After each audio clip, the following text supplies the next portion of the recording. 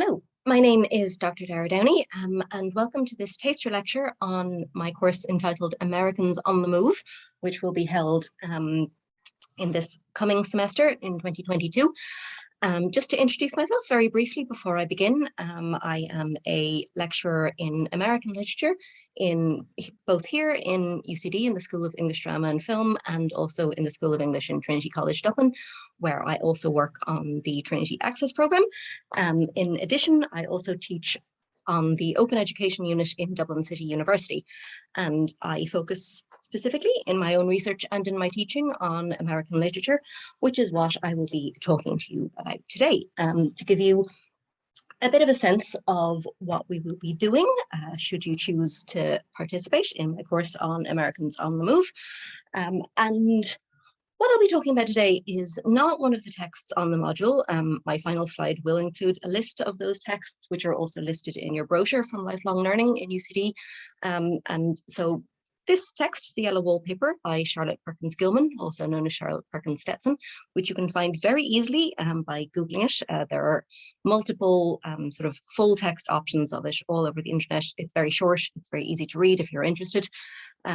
I think it's well worth reading, and it's something that you may hear about in other contexts. So today I'm going to talk about this text, which is often understood more frequently under the context of being about houses and dwelling and domesticity, but I'm going to be thinking about it today in the context of movement and travel and migration and women's movement, in particular the way that women are or aren't permitted in the 19th century to move around various forms of public and domestic space. And so just to kind of give you a general sense of what it is that we'll be doing in this module, should you choose to accept it, is we'll be thinking, like I say, about some of these ideas in American literature, about the way in which, as far as I'm concerned, at any rate, American literature is very much concerned with travel and mobility, with, even if you think about sort of the big stereotypes about people piling into a wagon and wandering out west and seeing where that takes them, or people getting into a car and driving along Route 66. This kind of travel and movement is central to the way that America as a culture has often conceived itself. However, some of the things that we'll be looking at in this course also think a little bit about times when that kind of travel, that sort of mobility, is a little bit more difficult for various kinds of people under various kinds of circumstances. And so today we'll be thinking specifically about women in the sort of final decades of the 19th century, generally white middle-class women. Just to say very quickly, in case you're worried that I'm talking a little bit quickly, I will slow down as I go along, so don't worry about that. So, like I say, this is a text that The Yellow Wallpaper is often considered to be about houses and about staying still and about women being stuck in houses. However, what I'll be talking about today is how that kind of sense of stuckness or entrapment also kind of sits side by side with ways that the text, this short story, talks about movement specifically, and travel and change. And that sort of dichotomy between settling down and moving on is, I think, one that is really central to any understanding of American literature in general. So this, for example, is a short quotation from William Faulkner's novel As I Lay Dying, which I think maybe previously just a little bit obscured at the moment, but As I Lay Dying it's quite a difficult text. It's not one that we'll be covering, but I think that this particular passage is really useful for understanding that relationship between, say, houses and roads, between staying still and moving on. So the whole novel, it's quite a short one, As I Lay Dying, is told through sort of a series of interior monologues, and this is the husband of the family who is the focus of the story. And I'm not going to attempt to do the accent here, but I'll just sort of generally read you through the quotation, where this comes out of nowhere. He's saying, "Durn that road. There it is, a-laying there right tip up to my door, where every bad thing that comes and goes is bound to find it. I told Addie," that's his wife, "it want any luck living on a road when it come by here, because the Lord put roads for traveling. Why, he laid them down flat in the earth. When he aims for something to be always a moving, he makes it long ways, like a road or a horse or a wagon. But when he aims for something to stay put, he makes it up and down ways, like a tree or a man. And he never aimed for folks to live in a road, because it's always men can't rest till they get to the house where everybody that passes in a wagon can spit in the doorway, keeping the folks restless and wanting to get up and go somewhere else. And he aimed for them to stay put like a tree or a stand of corn, right? So what we're getting here is, this is like a major distinction in American literature and in American life generally between getting yourself a house where you're supposed to stay put, much like we all did during the pandemic, and being on the road, traveling, moving, restlessness. And while I think we often associate American literature and American culture generally with that kind of restlessness and with sort of a celebration of that sort of restlessness, there is also, I think, sort of side by side with that. And if you're interested, I'll have a second course about houses after Christmas. Yeah, there is also kind of a celebration of getting your own house, having your own place, settling down, not being restless anymore. And I think that this is one way of potentially thinking about Charlotte Perkins Gilman's short story, The Yellow Wallpaper. So who was Charlotte Perkins Gilman? First of all, she was born in Connecticut in 1860. If it helps, that's 15 years after the Irish famine. Her father disappeared off in the family when she was very young. And this, I think, is potentially kind of something that structured a lot of what happened to her. Also because gender roles and gender relations were not brilliant in America at the time. She wasn't particularly enthusiastic about marrying Charles Walter Stetson, but she did nonetheless in 1884 when she was clearly 24. So, you know, a reasonable age. People married fairly late, actually, in the 1880s and 1890s in America. She didn't really want to marry him, but she did it anyway, because that was sort of what you did. However, and this is where we're coming close to the short story, she gave birth to a daughter and suffered from very serious postnatal depression. She divorced from Stetson 10 years later. He quickly remarried. And after this, she sort of attempted to move away from this model of marriage to men, which wasn't really working for her. She had a lot of close personal relationships with other women. And I think, again, this is something that happened quite a lot in America among the sort of upper middle classes in the 1880s and 1890s. You got a lot of sort of mature, well-off women living with one another in what seemed sort of quite nice arrangements called Boston marriages that may or may not have had any sort of romantic element to them. So during this time, while she was no longer married, Charlotte, she traveled all over America with her, sometimes with her daughter, sometimes alone. So we're here with the travel again. She remarried in 1900 to Houghton Gilman, which is where the Charlotte Perkins Gilman comes from. And unfortunately, shortly after he passed away, she was diagnosed with incurable cancer, and she herself passed away in 1935, shortly before World War II. Gilman was a prolific writer, and in fact, you may not have heard of her. You may have heard of The Yellow Wallpaper, but a lot of her other work is well worth looking up if you're interested. The Giant Wistaria is one of her very early stories, and I'll be talking a little bit about that later. It's very, very creepy in lots of ways. It's about Puritans. It's also a ghost story. We also have The Rocking Chair, which I think is great. But in addition to her sort of short fiction, she also wrote longer sort of political, polemical tracts on the position of women in 19th century America. And specifically, these were Women in Economics, and then The Home, Its Work and Influence. Again, you can find the full texts of these very, very easily with a quick Google. They're great. They're very angry. They're also very much of their time. There are limits to her feminism and to her, what I suppose we now call first wave feminism. Around this time, it is very much focused on sort of white middle class women of means in lots of ways. So she does, you know, she has her blinkers, she has her blind spots. But at the same time, I think her writing was sort of quite influential in terms of thinking about the way that women lived in houses, how they did housework, how they related to their husbands, how they related to their children.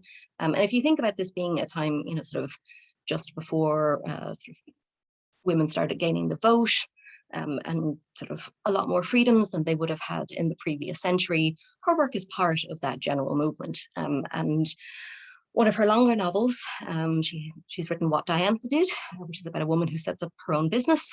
And then she has a sort of utopian adventure novel called Herland, about a group of men who stumble upon a remote tribe of people who are entirely women, and who manage to give birth without needing men of any kind. And again, it has its limits. It's not perfect, but it's interesting.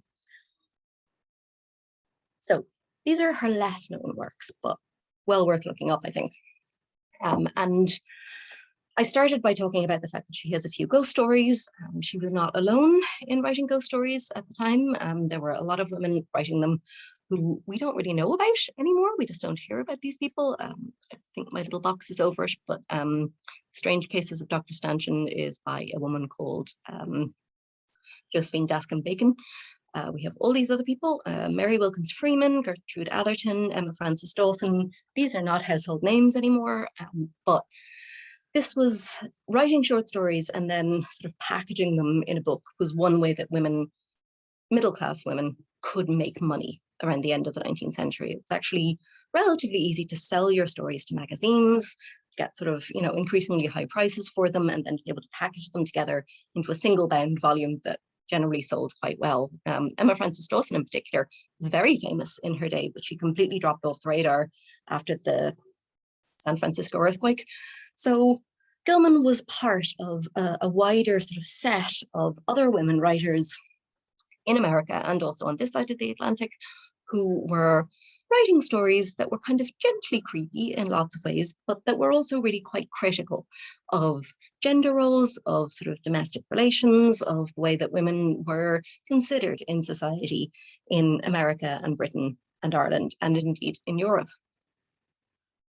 So, for example, I'm just going to get myself over here. There were some issues. I have mentioned the suffragism movement, when women started to demand the right to vote. And one of the really interesting things about sort of when this really starts to kick off around the end of the 19th century is that you may be sort of roughly aware that Victorian ideas of womanhood were very much around women being sort of very pure and very selfless and very giving, that they were sort of fundamentally motherly and that, they would give up anything for the other people in their lives. And one of the things that I think is really interesting about the suffragette movement was that the writing and the speeches and all the rest of it actually kind of made use of these stereotypes. They said, yes, women are more selfless, they are more giving, they are more caring about people around them. Therefore, they should be permitted to choose the government because they are, they're actually sort of caring about what's going to happen to the world. So instead of sort of employing those like feminine virtues within the home, this was a way of thinking about moving those virtues outside of the home into a more sort of public domain. One of the other things that came along with this sort of drive towards feminism at the time was that these women suggested that men should stop drinking. This was a major issue, actually, because for women like Charlotte Perkins Gilman, often they were abandoned by husbands who had spent all of their money on going to the pub, on gambling, even just on the stock market. And so part of the feminist movement was saying, listen, you have to stop spending your money that way. You have to stop going out of the house in the evening. You need to come home, stop being drunk, get your act together, and keep your family properly supported. So it may not necessarily seem like temperance was a women's issue, but it very much was. So suffragism was about kind of moving feminine virtues outside of the home. Temperance was more about trying to get men to come back into it. In a slightly different direction, there was also the drive towards clothing reform, trying to say that corsets were restrictive for women, that also long skirts were keeping them essentially kind of shackled. And so you had not a lot of people, but the odd sort of very overt feminist walking around wearing bloomers, which were seen as terribly shocking. But as far as they were concerned, this was an issue about women's mobility, about their ability to move around in the world, and specifically to go cycling, and indeed later to drive. As I'm sure some of you may be aware, trying to cycle in a long skirt is not easy or safe. And so essentially kind of what these movements were saying was that if you change the way that women dress, if you change the way that they relate to the world around them, to their husbands, to their houses, then you can actually not just empower them, but literally free them to move around, to, hop on a bike and go down to the seaside for the weekend rather than having to sit around and wait for someone to drive them in a carriage or a car or whatever. Vegetarianism was also a big issue that came hand in hand with feminism at the time. And particularly this was very big in California in America. California was seen as kind of a terribly healthy place, that it was somewhere that you went to sort of soak up the sunshine to get rid of all of your fevers and agues and all the rest of it, but also to eat oranges, to have sort of fresh fruit and vegetables that were sort of right there available for you, that didn't have to be kind of shipped from somewhere else or transported by train. This was, very fresh food was available for you. And vegetarianism was one of the things that showed up around this time. It is not a new fad. It's been around for over 100 years. There's also a drive towards shutting down brothels or other forms of prostitution, which in some ways was a good thing. In other ways was a little bit patronizing, because it tended to be led by upper to middle class women who really didn't think that women should have jobs of their own. And so again, we're back to mobility again. We're back to do women have the right to sell particular services by themselves in particular ways? Do they have a right to not live in a single family dwelling, to live with other women in a large house? All of these issues are kind of constantly brought up by the feminism that's happening at the time. Like I say, however, this feminism wasn't great about class difference. It also wasn't great about racial difference. It just sort of assumed that the people who had the right to these rights were essentially white and middle class, precisely because it mobilized all of those ideas about feminine purity and selflessness and all the rest of it, which is fundamentally white and fundamentally middle class. Now, this was all fine. This seems great. It seems very progressive. But as always, there was a backlash. There was always a backlash.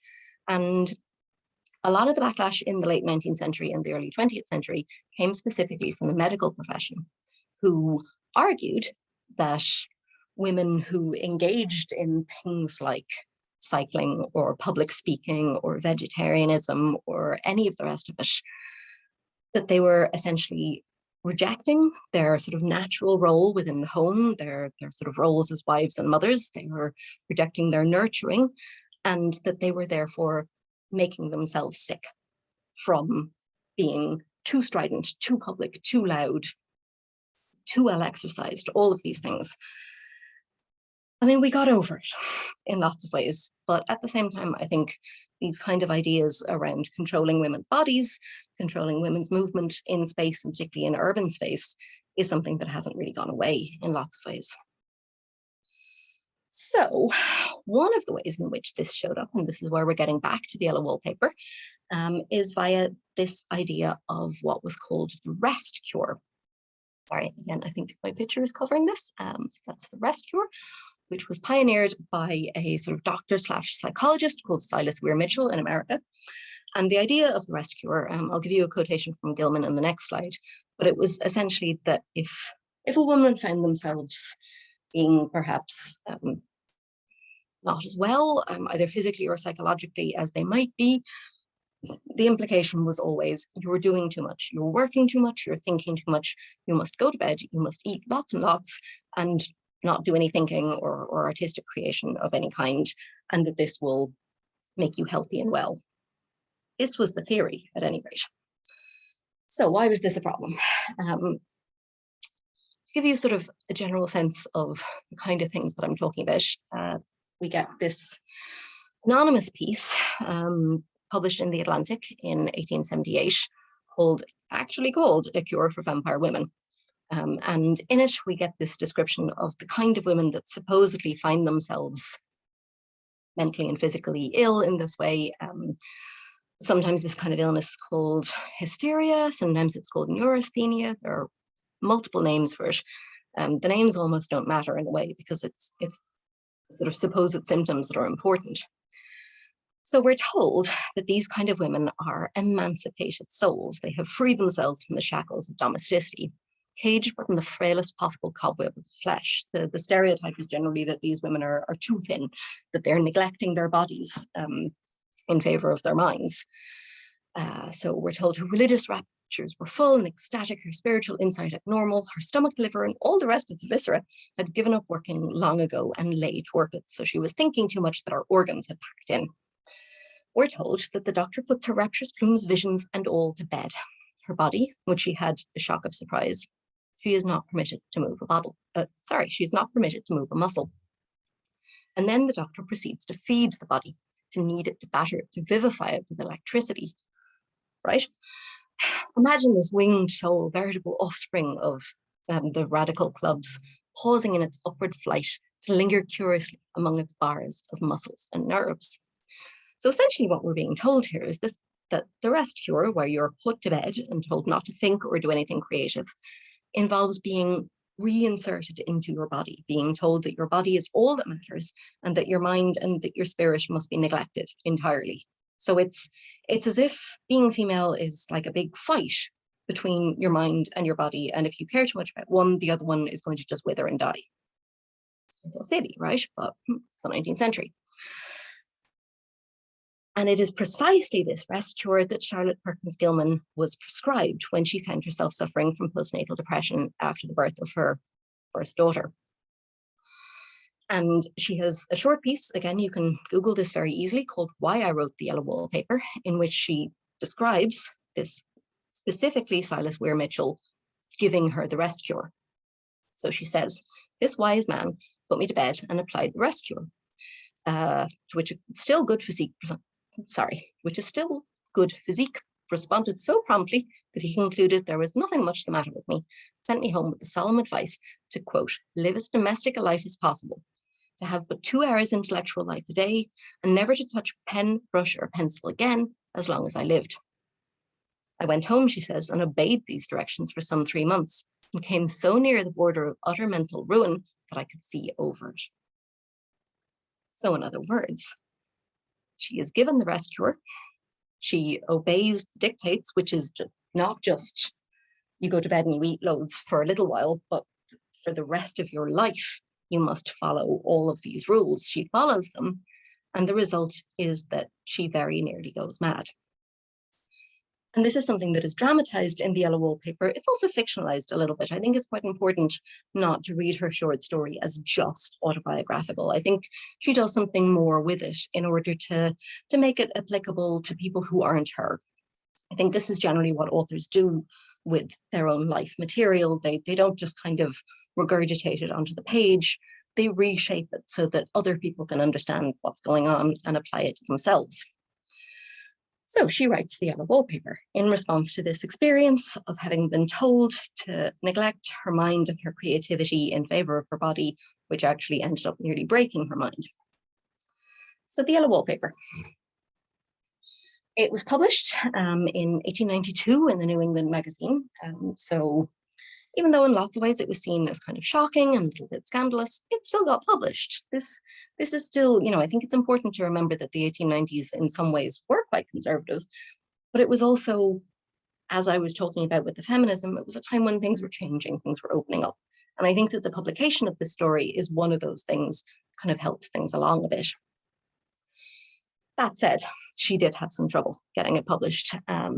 She sent it to the editor of the Atlantic Monthly, who rejected it and said, I could not forgive myself if I made others as miserable as I have made myself by reading it.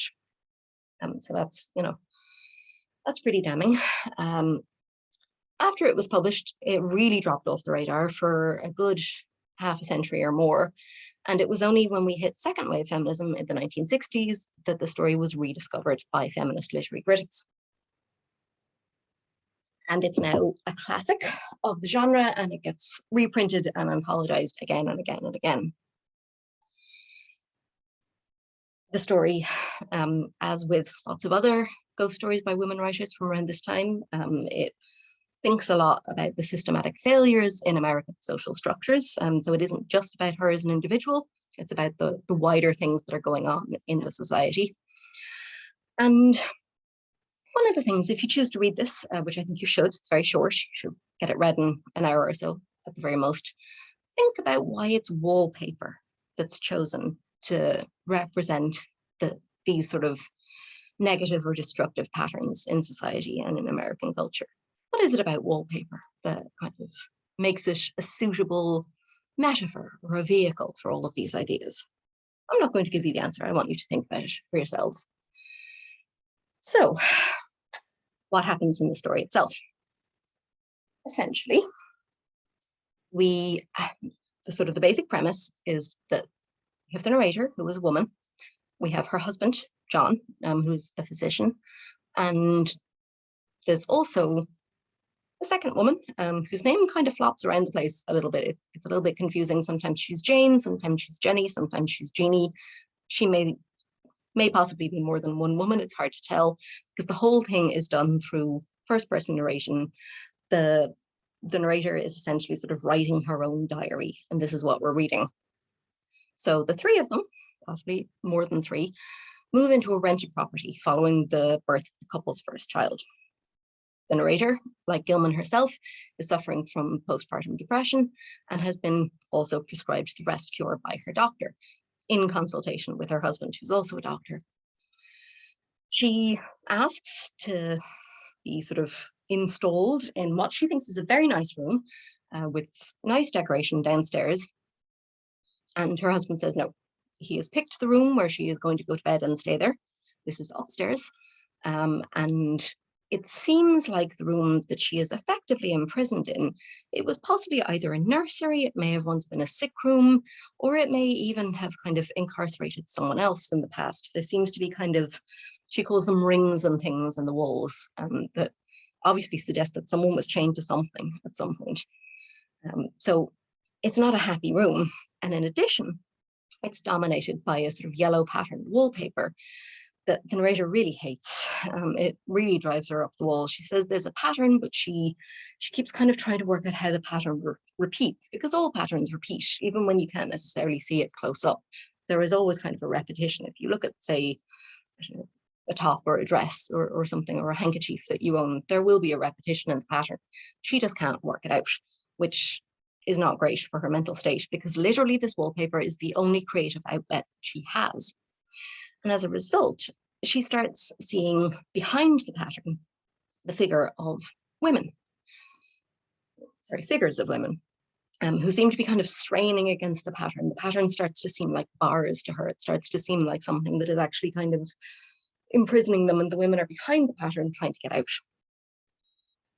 Now, eventually, these kind of multiple women seem to shrink down to just one woman, and she starts to sort of identify with this woman. It starts to become a little difficult to tell whether she is the woman or the woman is her. You really have to read it to kind of get the full effect of this. But at the same time, she also seems to start seeing this woman outside of the window of her room. Oh, Lord, my punctuation there is very odd. Okay, please ignore that. So as this goes on, and as the wallpaper really starts to just drive her up the wall, to put it bluntly, she starts to tear off the paper, because she thinks that this is going to help free the woman or the women behind the pattern. And she herself starts to kind of creep around the room in imitation of how she sees the woman creeping around outside. So there really is, there's a massive kind of blurring taking place between her and the woman or women in the wallpaper. And so in the end, she's degenerated quite far at this point. She locks herself into the room while her husband is banging on the door. She throws the key out the window. John eventually manages to break in.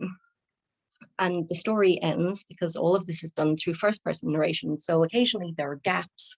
And so the final line is, "It's a real shock," and I do apologize for spoiling it for you, but she says, Now, why should that man have fainted? But he did, and right across my path by the wall, so that I had to creep over him every time. So there she is, creeping around on all fours around the room in imitation of the woman. Her husband faints in front of her, and she just creeps over him. It is devastating. It is absolutely devastating as a story. The first time that I read it, I remember sort of looking up, I was in the library and I was like, oh my God. Oh, it was, did anyone else just experience that? That was, it really knocks you for six. And I do apologize for having spoiled it for you, but it's well worth reading. So that's the story. It's not a happy one.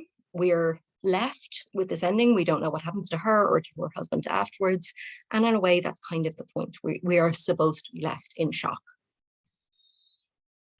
And I'm not going to go into this in too much detail, but I do think that the pattern itself is kind of important because there's sort of multiple layers to this. And I think the very fact that she finds these multiple layers is indicative of the fact that she's really trying to find something that she can exercise her intellect on. She can't read, she can't write, she can't draw. So all that she has is this wallpaper to kind of express herself through. So I did say that she didn't like it. So this is her explaining why she didn't like it. She says, I never saw a worse paper in my life. It's one of those sprawling, flamboyant patterns committing every artistic sin. The outside pattern is a florid arabesque, reminding one of a fungus. It's like a toadstool in joints, an intermittent string of toadstools, budding and spouting in endless convolutions. Why, yes, it's something like that. And then she says, there's one thing that nobody seems to notice but myself, and that's that it changes as the light changes. When the sun shoots in through the east window, it changes so quickly that I can never quite believe it. That's why I watch it always. By moonlight, the moon shines in all night, I wouldn't know it was the same paper. At night, in any kind of light, it becomes bars. That's the outside pattern. And the women are trying to get out from behind these bars. So I think, again, this is something that if we were having an actual class, I would maybe give you this passage and give you a little bit of time to maybe talk amongst yourselves about it and to have a bit of a think about what's going on here. Why does she spend so much time thinking about the wallpaper, dwelling on it, describing it in great detail? And why does it seem slightly different at night? If we think about the fact that the story itself is talking about the everyday world of women's lives, what it is like to be married to someone who perhaps doesn't always listen to you, who doesn't follow your wishes, who imposes particular kinds of medical cures on you against your will. In many ways, this is the everyday ordinary world. But if you look at it slightly differently, if you put it in a ghost story rather than say in a realist story, then it doesn't look quite the same. It looks odd, it looks unnerving. And as far as I'm concerned, this is essentially what these kinds of stories do. They defamiliarize the ordinary world so that we're able to criticize it in ways that we wouldn't if we were just shown it in a sort of a blank, straightforward, realist manner. And I think that occasionally it can be quite easy for people to dismiss something that is depicted as a ghost story, something that's presented in this way as being frivolous, as being unrealistic, but it's just a different way of describing something that is real, that is normal. It's just that it makes it seem less normal to you. And this is exactly what the pattern is doing here. It is defamiliarizing itself when seen in different lights, in the same way that the everyday world for women looks a little different in a different light. Okay, so you may be wondering, this all seems very much about houses. This does not seem to be at all about travel and mobility. So let's discuss that a little bit. So first of all, one of the things that I think is really interesting about this text is the fact that when the narrator and her husband and Jane, Jeannie, Jenny move into this house, they're renting it. They don't own this house, they're just renting it. And this was actually something that was really quite common up until the Second World War, particularly in America, but also in Europe and in England, that sort of particularly middle class, upper middle class and wealthy people would move around the country, renting different kinds of houses at different points in the year. Somewhere down in the country when, during the summer so that they could have the coolness maybe move back into the city in the winter so that they would have the social engagements. Having a house didn't necessarily mean that you were settled. It often meant that you moved around the place. And one of the things that I find really quite startling about this trend at the time is that people who had money would move into a rented property and they would do it up entirely. They might only be there for a few months, but they would just change everything about it. They would buy new furniture. They would do totally different things to it. And there is a lot of stress, I think, as I was talking about earlier, on home ownership in the United States. Even today, buying a house is kind of the big thing. Renting is seen as being sort of a little bit down market. But this wasn't always the case. It was actually quite normal to rent for a very long time. In fact, living in apartments was also something that happened much more frequently, and indeed living in what they called apartment hotels in urban spaces. Again, with a lot more moving around than I think we would be used to now. This was something that happened really quite a lot. And much like I was saying with the wallpaper defamiliarizing familiar patterns, I think it's kind of important to stop sometimes and think people didn't always live the way that we live now. And that can often be surprising. And it can make us think, well, why do we live in the way that we live now? Why is this normal? Why shouldn't people rent houses? So yes, so essentially this is a house about people moving around the place, even just in the way that they live in the houses that they occupy. In fact, Gilman's story, The Giant Wistaria, which I mentioned earlier, is also about a group of young people, married people, but actually some unmarried people, one or two of them are just engaged, who also rent a house for the summer. And they really do it up. They do loads of repairs in this house, which really surprises me. The story is well worth reading. It's, like I say, this group of sort of 3 or 4 young couples move into this house and they start to see strange things and they hear strange noises. And in the process, they sort of find out about actually women's oppression during the Puritan era in the 1600s. And there's a story about a young woman who conceived a child out of wedlock and her family did terrible things. And all of this is uncovered over the course of these couples' stay in this house.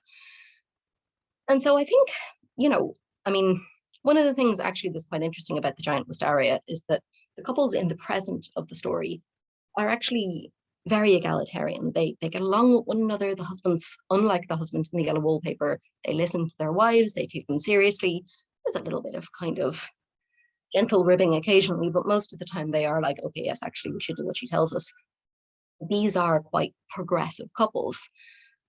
But even still, the process of them moving to a new place for a little while, engaging in the local culture, talking to people, this is travel and tourism that broadens the mind. It opens up their knowledge to a previous point in American literature that they didn't really, in American history, they didn't really know very much about. They actually learn a lesson from going on holidays. This is kind of the point of the story in lots of ways.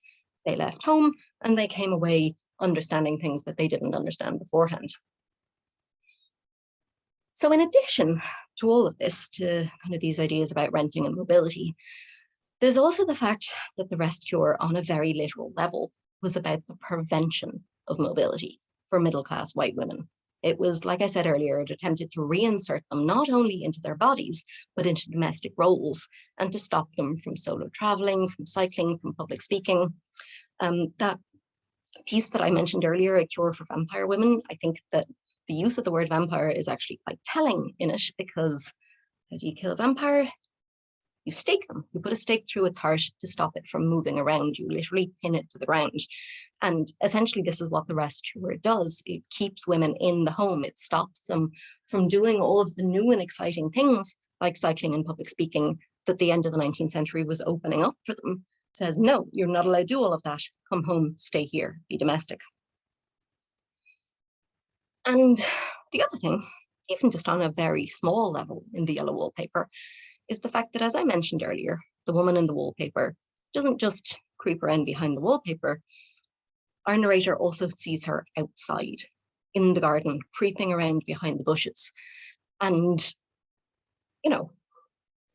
it becomes quite clear when we see the narrator seeing this, whether she's a ghost or an apparition or a hallucination, when she sees this woman wandering around in the garden, we start to realize, dear God, she can't even go to the garden. You know, this is how much she has been kept in her house, that she literally has to just stay in the one room. She can't even go and wander around in the garden, which you would think would be a nice, gentle, relaxing thing for her to do.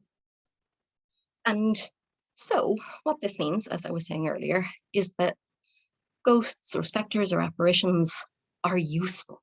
They are useful for talking about things that maybe it might be a little difficult to talk about otherwise. The ghost in this story is essentially a way of saying, of pointing out just how restricted this narrator's movement has been, because even a ghost is able to move around more, right? So yeah, it's a really useful way of talking about difficult social issues that maybe people might find too raw, too blunt, too controversial if they were depicted in another way. So finally, to talk a little bit about the ways in which all of this is going to connect to the other texts on the module. And there will be good connections. One thing that I would say as well is that the very first class, we won't be doing any specific text in that class. It'll just be an introduction where I introduce some of the general themes of the course, and also I get to know you a little bit and the kind of things that you're interested in. So that'll be the very first class. And then the second class will be on Henry James's kind of novella, Daisy Miller. Again, this is very easy to find online. It's maybe about kind of 60 or 70 pages long. James's prose is quite dense, just be aware of that. But Daisy Miller is actually, I think, one of his more accessible pieces. And if you haven't read any Henry James before, I think this is a really good way into it. And we will be discussing in that class a lot of the issues that we were talking about today. So Daisy Miller is told from the point of view of a young man who is in Europe on a sort of extended grand tour holiday, finding himself kind of a thing because he has lots of money and he's able to do that. And the young man meets a young lady he's American, but he has been out of America for a very long time. And he meets the titular Daisy Miller, who is on holidays with her family from America. And he can't work her out. She seems so brash and so American, and yet also so terribly pretty, that he really wants to kind of figure out what kind of girl is this. And it is really a story about, well, as I've listed here, the grand tour, the idea of Americans going to Europe to learn about art and about culture, things that maybe didn't necessarily present themselves quite so obviously in America. But it's also about women traveling, about women going on holidays, and about how much freedom they're given while they're on holidays. Because one of the things that really bothers the narrator in Daisy Miller is that the woman he likes is, she spends too much time by herself. She doesn't do what her parents tell her. She wanders around the Colosseum in the middle of the night, and they really dislike this. Sorry, he really dislikes this. So this is actually a story about women's freedom of movement in the end of the 19th century. We'll then move back to America to talk about one of those women who is now a little bit obscure. Again, you can get these stories very easily on the internet. They're very short. And these are stories about the Great Plains in America, about what I was talking about earlier, that process of getting into a wagon, going out, finding yourself a new house and living there and seeing what happens, trying to farm and to make a living. And things don't go particularly well in BT stories, just to warn you this from the get-go. But they're stories about the exploration of the American West and about the prairies. So we'll then move to maybe something that might be a bit more familiar to you, which is some Ernest Hemingway short stories, which are actually, in lots of ways, they connect very closely to Henry James's Daisy Miller, because they're also about kind of the period after the First World War, where there were a lot of Americans also wandering around Europe, but in quite different ways. Some of the time it was because they had money, some of the time it was because they had been involved in the war and they were sort of half stranded there or reluctant to go home. And there's also some stuff about going on holidays here. And I think This will kind of lead on gently from some of the things that we'll have been talking about in the previous texts, but again, it might kind of, I think Hemingway will potentially be something that's a little bit more familiar to you. Again, these are quite short. Then we will be talking about Flannery O'Connor. She has a couple of stories about people getting buses, or also people getting into cars to go on holidays. And then we will talk about Ralph Ellison, who was an African-American writer who actually discussed similar issues. O'Connor's work is often about kind of racism and race relations. Ellison is going to give us that from the other side. Then we'll do some Shirley Jackson, who you may or may not have heard of. She's having a moment at the moment. Again, there are some short stories here. And this is returning us to the sort of white middle class women that we'll have been talking about earlier. And then just to do something a little bit different, you may have heard of Annie Proulx. She wrote Brokeback Mountain, and she has a very good story, again, about the West, which we'll have been discussing in previous texts, called The Half-Skin Steer. And like I say, you'll be able to find all of the details of these in the Lifelong Learning brochure, and I very much look forward to meeting you in class in the future. So thank you very much. Bye.